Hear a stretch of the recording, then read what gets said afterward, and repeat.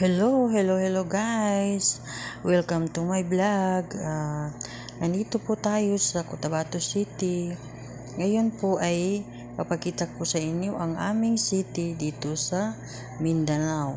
So, pumunta po tayo sa mag-open tayo ng account.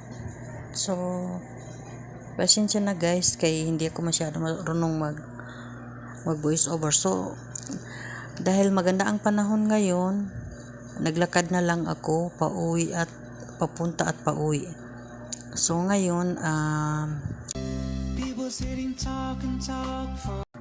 so habang naglalakad, nakasalubong ko ang mga estudyante na nag-aaral sa hindi ko na po sasabihin kung saan sila nag-aaral kasi baka naman ma-violate tayo, okay?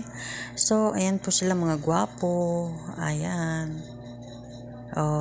So, nakita niyo siya. Maganda rin ang lugar namin, diba guys? Marami nga lang sasakyan. So, kaya medyo malikot ang aking video kasi habang naglalakad ako. Pasensya na kayo ha. People sitting talk and talk for hours, discussing if the love they've got is real.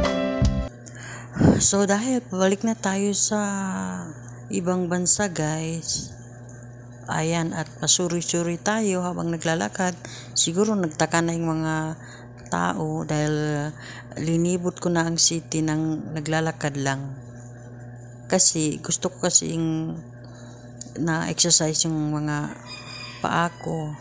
Dahil simula nung nagbakasyon ako, lagi na lang akong nakaupo sa bahay, walang ginagawa. Okay, ngayon guys, pauwi na tayo dahil tapos na ang aking appointment. So, sumakay naman ako ng bangka para makalis sa pamasahe sa motor. So, thank you for watching. Bye. Sana lagi kang nakasuporta. People sitting talk and talk for hours, discussing if the love they've got is real.